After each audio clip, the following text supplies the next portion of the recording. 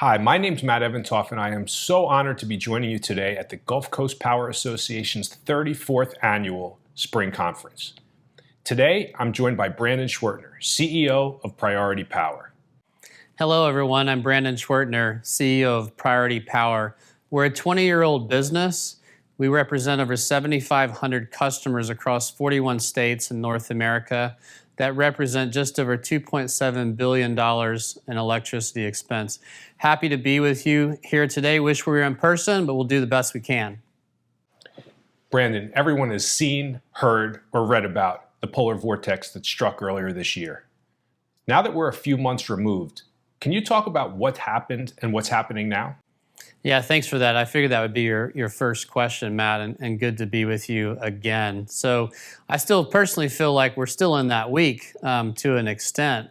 Probably safe to say now, looking backwards with what's going on politically or the rulemaking and just how we work our way out of the aftermath of this event, it's a mess. There's really no simple way to say it. I like to be constructive when I think about what happened. And, there were some immediate winners that have emerged and some learnings. And I like to think of three segments that obviously did really well. One, loads that had flexibility, whether they participated in demand response programs, were voluntary or involuntarily shut off. If they were on contracts that allowed them to monetize that length back in the grid, that was a good thing. They gave the grid just what it needed, and they were economically empowered to make those decisions as an individual consumer or business. The second thing was all things behind the meter. Any type of infrastructure asset, DER, utility scale solar behind the meter, things of that provided reliable and resilient power in a time of need. And certainly we've seen the tailwinds for both load flexibility and the way that you help customers contract that, but also infrastructures behind the meter it's just blowing up. People are tired of what has happened. And I think the other thing we're seeing is, we're going to have to winterize the system. That's going to cost a lot of money. There may be market redesigns to address capacity to make sure that this doesn't happen again. That's going to cost money. Who's going to pay for that? At the end of the day, the taxpayer ends up paying in almost every case. Maybe not tomorrow, but over the next decade. We just saw Biden's infrastructure plan just get unveiled. Huge tailwinds for infrastructure, extension of the production tax credit, the ITC for renewable power. So the fact that we had the pricing event that occurred and we still have a backwardated forward commodity market is mind-blowing, not what you would expect, but with those things at play, that's what we have. Now, back to the government going to have to spend money and consumers paying for that, T&D rates are more than likely going to escalate. So it's not out of the question that T&D could be 80% of your bill in not too distant future. And what does that mean? Things behind the meter, infrastructure solutions, they're going to become more important because that's the only way you can attack the distribution charges on that bill if the commodity is only 20%. Lastly, I'll just briefly mention gas marketing companies did pretty well during this event if they had a good risk management scheme. I know the Texas Railroad Commission is looking into that. Was that all fair game? I don't know. But that was three clear segments that did really well and will have tailwinds going forward in the marketplace. Brandon, can you talk about what the opportunities are for ERCOT and for the grid? Yeah, I did mention politics there, and that is certainly a part of this. I would say from what I witnessed, no matter what side of the argument that you're on, we all want reliable power and we want it to be as cheap as possible. But I would say as a state, we might have been a little bit over our skis, right? We've benefited from low energy prices for a decade. We're the leading producer of renewable power. We know that renewables were not the cause of this problem. They were a part of it, but certainly not in its entirety. But getting over our skis, maybe we didn't fully recognize the cost of balancing the grid with renewables, with unwinterized pipes. Obviously, we had issues there. And we had a one in a century of weather event that none of us expected to have. Us that live here in Texas, we witnessed that firsthand. So it didn't work. We didn't live up to the obligation of providing reliable power. And the fact that it's going to cost consumers more during a time when they didn't even have the power, you would think that they would get better service for another $20, $30 billion, whatever it's going to cost the state to fix this. But from a political standpoint, where we stand today, we still have a deficit at ERCOT. I expect that to be solved in short order. The Railroad Commission is down the path that for the gas companies so that they, in effect, have a lending facility at a cheap rate that they can cover working capital charges for amortizing that bill for our customer out over a period of time so they avoid bill shock. We have to do something similar with power. There's, I don't know what the number is now, $3 or $4 billion deficit at ERCOT. That has to be solved. On a load share ratio basis, is that fair for NRG to write a check that's hundreds of millions, or Illuminate, our big incumbent utilities in the state? I don't know. I'd certainly argue against that. So I would hope that the state would figure out how to backstop some of that and lessen the cost. Now, that's just the political rhetoric and bills floating around to attack the deficit at ERCOT. It doesn't address what I'm quantifying as over $100 billion of statewide damage that's down to the farmer that lost crops, or the water well that froze. The restaurants that had to throw away food don't have an insurance claim because it wasn't because of weather, it was because of the PUC's order to knock load out. All of those little things, who's going to help those people and those businesses? Probably no one. We're all going to suffer, but as a state, we've suffered blows like this before, and we're resilient as a community. We'll work its way through. But right now, politically, the focus is just solving the deficit at ERCOT. I think that will be done in a matter of weeks. We've all read about energy bills literally through the roof, 100 times, 1,000 times what they usually are. What is the financial fallout from this event? Well, the financial fallout, wow, that's we could spend hours talking about every angle of that. I would just say, winners and losers in the event that happen once in a century. Things are going to change going forward. So it's not fair to say what didn't work or what did work during that event is the solution for the next 5 years, 10 years. Maybe it is, but I think we have to also think about, the changes that are going to come down the pipe. Batteries had a difficult time during that week. It's hard to have a charge cycle when you have a 4-day event and you have no grid power. You've read in the news about the wind farms. They froze up. The PPAs are upside down now. The losses were in excess of the equity value. Now banks are looking at owning wind farms. It's just a mess kind of across the whole spectrum. Again, I like to think of, what works going forward. And I keep coming back to two main things. We have to change the way we think about electricity. If it's gasoline and gasoline $6 a gallon, we don't drive our cars to that national park as a vacation because it costs too much. We don't leave that same car running in the driveway overnight. We know what the price of gasoline is. We're at the pump twice. But when it comes to power, the lights that are on this room, they don't know what the price of power is. Do they need to be on? So when we take a business, whether it be a hospital system or a hotel chain or industrial complex, data storage campus, everyone has some level of flexibility in the way that they consume power. The key is to automate and educate those businesses at what price of power should you not consume, and give that power back to the grid, because the grid will pay you more for it as a revenue stream than you make in your core business. And that has to be individualized to each business. And I think if we continue down that path, and that is a growing movement, the market has woken up. People that did it well gave the grid exactly what it needed, and they were compensated for doing so. that word is spreading. So call it demand response, call it load flexibility, whatever it will be. We're going to gravitate to a marketplace where electricity is looked at from a short-term supply-demand standpoint like any other commodity.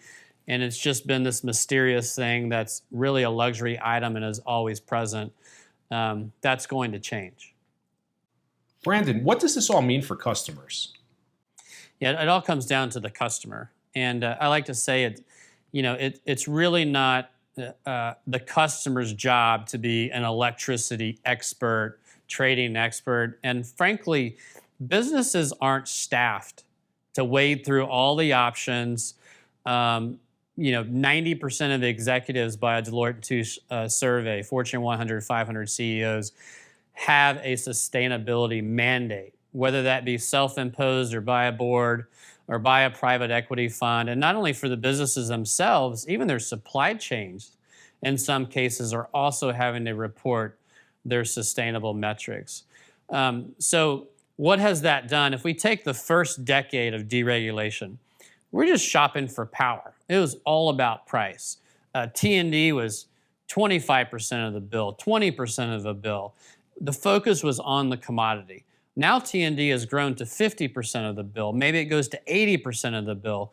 So it's not only understanding the economics delivered to the meter, but what is my strategy behind the meter, whether it be load flexibility, whether it be installing infrastructure or a renewable asset behind the meter, what's the payback? It's a very complicated and confusing space. So when I think about the customer, if they are going to successfully participate in the energy transition, they can't do it alone.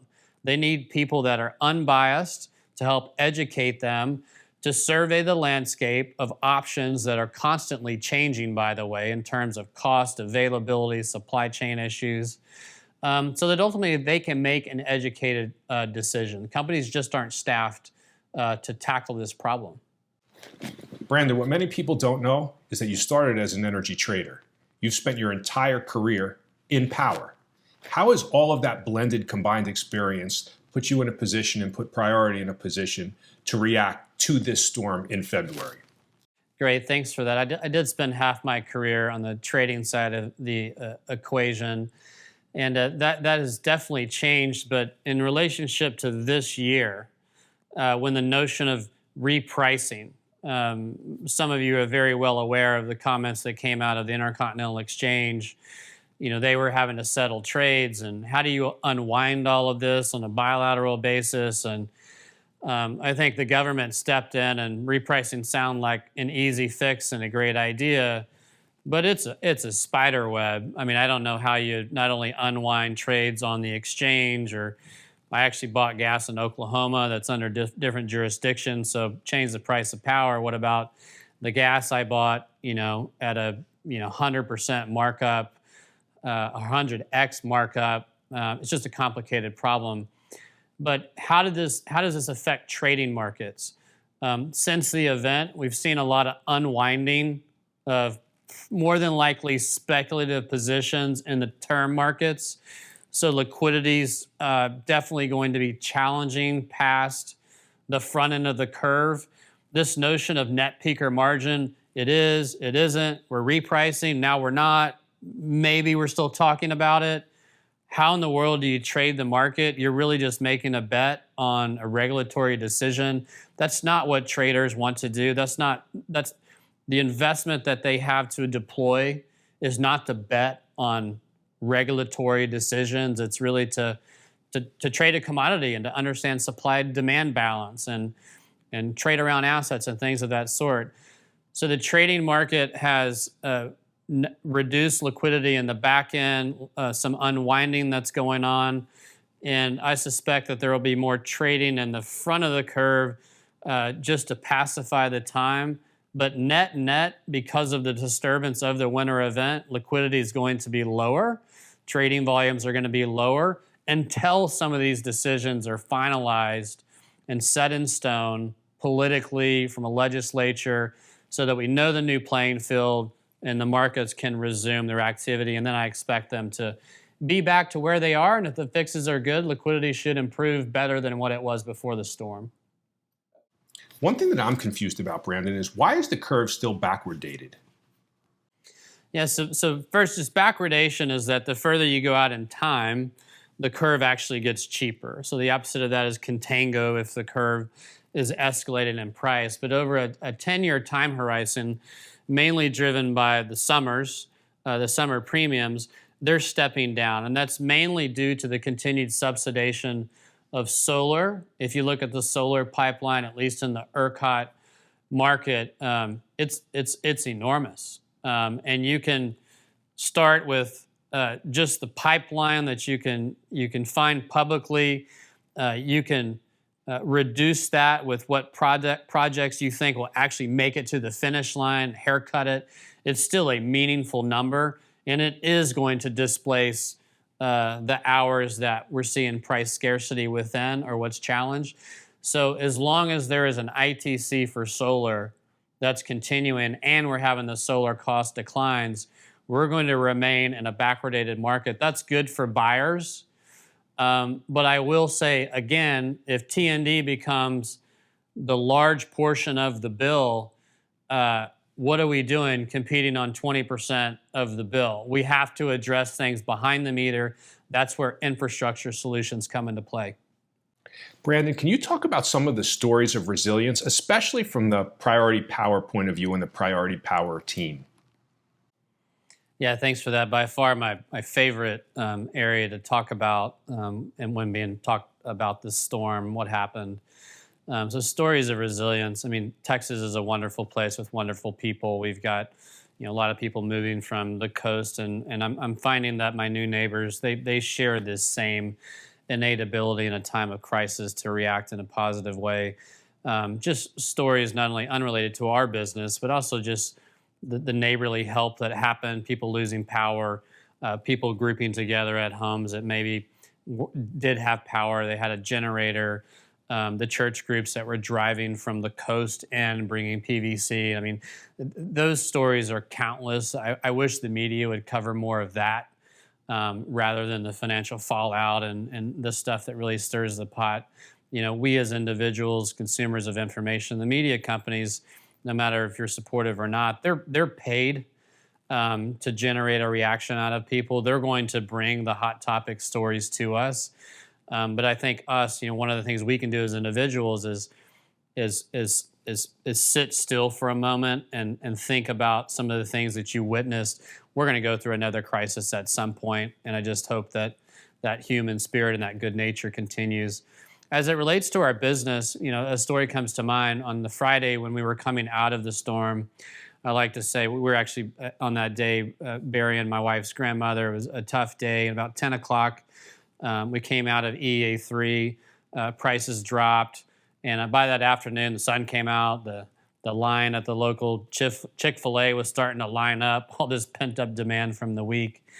And that was good to see. And I called around our office and some of our principal engineers and our chief engineer, and he let me know. He's like, well, it's not over out in the field. Like we still have workers that were working into that Friday night after the event that had not only were in the field, they'd been in the field 24/7, rotating on naps the entire week, and freezing temperatures, extreme freezing temperatures, far west Texas into North Texas, trying to get gas back online from gas processing.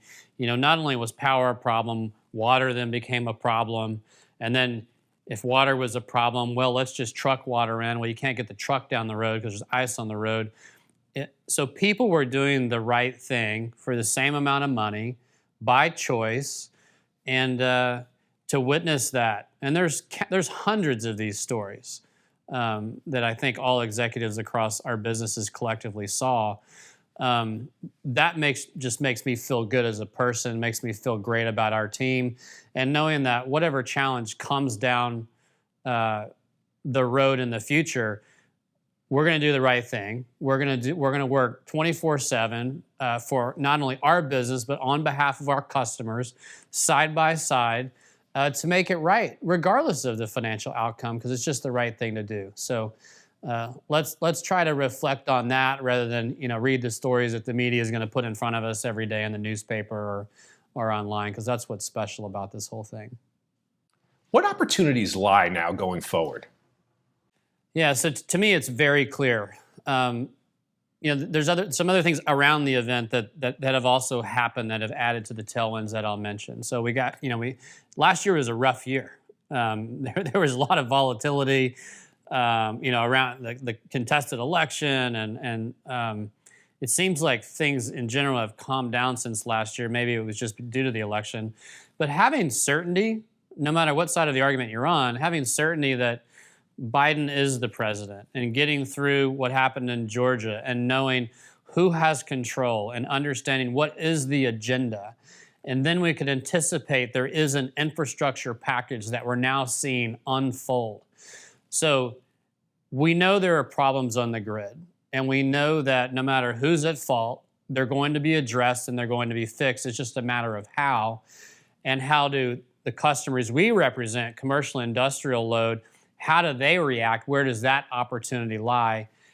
And you have everyone trying to adjust sustainability. And I'm talking about almost everyone we talk to, CEOs, boards, impact funds, everyone is mandating a sustainability goal and reporting scope 1, 2, sometimes 3, going down into supply chains. So if you take all that and you just put it on paper, here are the tailwinds. You're going to have to look at what are my costs at the meter. I need resilient power, which means I need to understand what can I do behind my meter, whether it be an infrastructure solution or monetizing load flexibility, what we call load resource optimization. And typically a combination of the two, that will yield the most economic and sustainable, measurable product going forward. And the fact that we do have a backwarddated market provides a lot of opportunity. I'll just say that's a very confusing and complex and ever-changing arena. So there is opportunity within our business that we're seeing significant opportunity, not only in the U.S., but around the U.S. Customers are the same. They want resilient, reliable, sustainable power, and they want all of it at the lowest cost. That's the same for a business here or Europe or Canada or wherever. Same thing. So the runway is long. The electricity market in the U.S., $1.3 trillion for the commercial and industrial sector. That's massive. We represent 2.7 billion of that. That's less than 0.5%. And if everyone's trying to address sustainability, the runway for the energy transition is wide and long. We've got a long ways to go. How do you think the utilities and the retailers are going to react? Yeah, great question. Thanks for that. I'd say first of all, the utilities and the retailers they're still trying to figure out not the financial fallout, but what is their reaction to the February event, whether it be retailers that had customers on holdover rates. Well, how do you charge for the prices that took place in February? That's a tough one. It doesn't seem like anyone did anything wrong there. But that's still a tough one because the utility or the retailer, I mean, they're paying that bill, right? And ultimately the customer needs to pay that bill. How does that take place? I don't know. Who pays for the uplift, for the deficit? We'll see how that sorts itself out. There's thousands of disputes. There are lawsuits going on that will take months to work their way down. So there's that piece of it, and that's just going to take time, and we'll see how that goes. I don't want to prophesize or opine on my thoughts there. Just take it day by day. But I do want to stress the fact that it's going to cost money, and it's going to be significant to make improvements on the grid so that this doesn't happen again. Doesn't matter if it should have been done 10 years ago or who's to blame. But it's going to happen, and the citizens of the state, the ratepayers, they're going to pay for that. And if we continue to have a backwardated commodity market, T&D is going to escalate in terms of a ratio of your bill. And I've been saying kind of that 80-20 is not out of the question. So if I'm a utility, I'd really start thinking about, well, man, I mean, traditionally since the market opened up, I've really focused on sales related to the commodity portion of the bill because that's what drove price. Now, if that's only 20% of the bill, I really have to start looking at the world of economics behind the meter, and that just comes back to infrastructure. It's really just going to be this yin and yang of public power and T&D, and do the opt-out entities of the old munis and cities. There's a big constituency in the legislature that thinks that they should opt into competition. Well, how is that going to work? There's a lot of stranded costs there. So does someone need to come in and buy their customers, hold rates for a certain period mandated, let the city own the transmission assets, embed some of that stranded costs with the monies from the acquisition so that it works out? I don't know, but it seems like a path where we're moving. So I just think everyone on behalf of the customer is going to simply have to think not only what does it look like delivered to the meter, but what can I do behind the meter in concert with what I've done previously over the last 20 years. Storage was a major issue during and after this storm. How do you see the future of storage? Yeah, so on the storage front, look, storage is going to be a part of the solution going forward. It's strategic. I mean, even on a merchant basis, you put a storage asset on the right side of a transmission system for a renewable asset, it can do really well and certainly help the grid. It serves a great, resilient, reliable power supply as well, just like any DER asset. But I will say, I mean, storage, the costs are coming down, but it's still relatively expensive. We know how cheap power is in Texas. As a company, we've only done a single solar plus storage project, whereas when we look at just pure solar utility scale behind the meter, we've got billions of dollars of projects in front of us just because it's actually not only sustainable, it's economic. And it's just a great place to play. So it'll be a part of the future. Storage had a tough run in a winter event. When you have outages for 4 days, kind of hard to dispatch that battery and charge it back so that you can meet your obligation the next day. It's once in a century event. This hit a lot of people, and certainly I think it was tough also for storage during that time. But I don't want that to deter from the fact it will be a part of the solution going forward. It's just a question of at what magnitude and what location, and do the costs, continue to fall. What does this mean for the industry going forward? Yeah, look, some people have asked, are they going to re-regulate the industry? They're not. Are they going to start a capacity market in ERCOT? They're not. I'll go to bat with that. But you will hear that debate. We'll fix the market another way. The protocols didn't really stipulate how a multi-day event, when you have an operating plan for 1 day, not 4 days. So there's a lot of tweaking that needs to be done just to acknowledge that this could occur again, and to make sure that the protocols are clear on how things should work. And then we wouldn't need immediate government intervention and making decisions on the fly. So a lot of this will get fixed. I think the market, where it's going to trend is prices are going to get higher.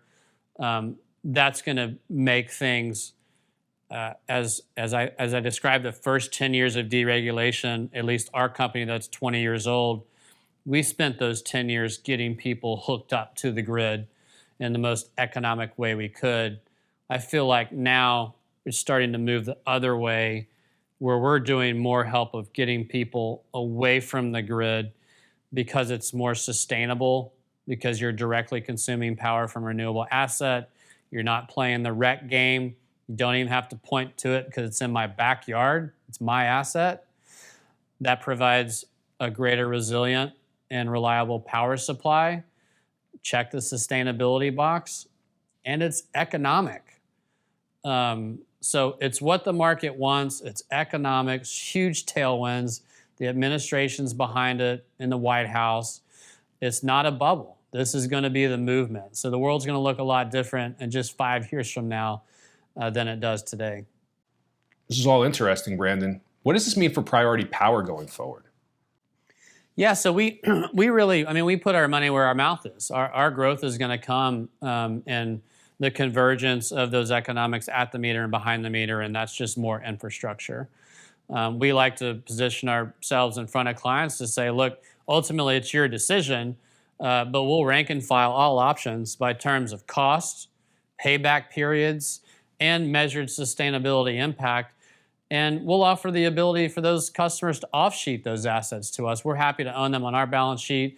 You don't even have to spend the money. Or if we've built an asset for you in the past and you want to free up some CapEx, we'll provide that financing option as well. So the economics are becoming that good that it becomes a great asset to own on the balance sheet.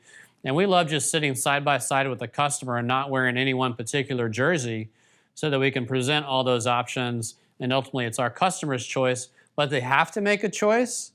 Unlike certain other commodities, they have to buy power. It's just a matter of how and why, and that's what we help them to do. So from a concentration standpoint, we're a tiny part of the U.S. market, so we're going to play here. It's a great market. There's huge movement to actually do things differently, and we're there to help our customers answer those questions and find the right balance of what's economic and meeting their sustainability goal. Let's turn the topic a little bit. What are you most excited for? Yeah, so one thing comes to mind. I love our management team that we have here at Priority. It's not a science experiment. We've been doing business together for a very, very long time. I feel like in order to answer the question that the customer is facing now and their needs going forward, the market's still highly fragmented.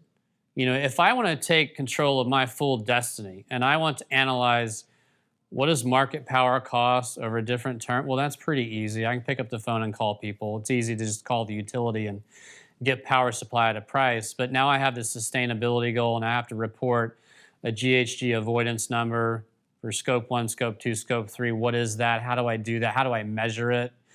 There's a lot of things that go into that formula.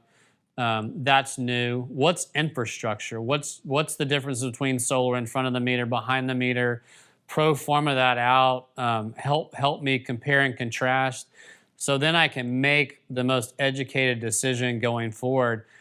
In order to build all of that, first it takes an amazing platform that can conduct the data science and analytics on a continuous basis to not only unveil those options on that particular day, but also track the strategy after it's been put in place so that it can be refined or address new meters of growth, geographic expansion. We're talking about millions of points of data that need to be computed almost every second of every day to come up with the right option to deliver resilient, reliable power supply that's sustainable and have it be measured. So I'm excited because there is fragmentation. To put together a business that's truly turnkey, that has the trading market covered, that knowledge, has the infrastructure angle, the relationships with the utilities that are very strategic, and just present those options to our customers in plain English as a one-stop shop. Super fun and exciting, something I've never had a chance to be a part of. Here you go, Brandon. T&D, who pays? Yeah, so T&D, that's transmission and distribution charges. So that's the regulated wires charge that comes down on everyone's bill. So that's paid by all residential consumers or industrial and commercial users. Everybody that gets an electric bill pays that. That's a portion. It's a line item. And that's what I keep mentioning. It's been escalated, and not only in ERCOT and other markets outside of ERCOT as well, but there's certainly been a noticeable difference in the recent events that have just taken place. It's just going to accelerate the T&D rates, and that's just going to open up a whole new world of economics behind the meter. It already has, but customers are now becoming more aware of that and more knowledgeable in relationship with their sustainability goals. Hot topic for years, achieving sustainability. Where do we stand now? Yeah, so this infrastructure plan that is out there, and we're getting bits and pieces of it. I mean, it's massive. I always used to say, the U.S. electric grid, it's fragmented itself. ERCOT's an island, CAL's still kind of an island. We've seen the transmission disruption from eastern western PJM up through the New York corridor, and the center of the country is kind of just out there by itself. Entergy's really, really close to where I live. I'm on the tail end of ERCOT. They've kind of studied that, but it's very fragmented and it's aging. So when you look at the numbers to upgrade the electrical infrastructure, and not only upgrade it, but make it intelligent with AI or whatever and smart, where it can anticipate more things, we're talking about billions and billions and billions of dollars, tens of billions, hundreds of billions. I don't even know what the number is, but when you look at over $1 trillion of an infrastructure plan, and wherever that ends up, I don't know. It's massive, massive. So achieving sustainability, it starts with power, but it also starts with the grid and understanding all the fragmentation that I spoke about earlier. So I just feel, again, businesses aren't equipped. They don't have the staffs. Now, of course, Microsoft will have one and Amazon will have one. But in most cases, we have customers that spend millions of dollars a month on power. And these are big Fortune 100 companies that they have the resources to put a team together to address this. But those resources are really hard to find. These aren't legacy things that have been happening for 20 years. A lot of this is new in the last 2 years. And you need experts from every piece of that fragmented value chain to speak collectively together and have a cloud-based proprietary platform that can do the data science and analytics to first listen to a customer, do the data ingestion. What is your sustainability goal? What are your growth plans over the next 10 years? Show me your history over the last 10 years. Put all that data in a receptacle, process it up against the market, and develop all these options with assets, infrastructure behind the meter, in front of the meter, without them, and then rake and file in terms of economic payback and sustainability. It's just a very, very hard thing to do, and it can't be stood up overnight. You just can't do it. So I feel like achieving sustainability is going to have to take a third party to assist businesses to walk this path to actually achieve it. Brandon, thank you so much. Really an illuminating interview. Yeah, thanks, Matt, for doing this. I know we met almost right in the middle of the storm back in Princeton to talk about what in the world was going on when you started to read about it in New Jersey of what in the world's going on in Texas, and that was kind of in the heat of the moment. This is a great conference, and applaud to Kim and her team for putting this together. I wish we were all together in person, but I love to talk about the industry with our peers.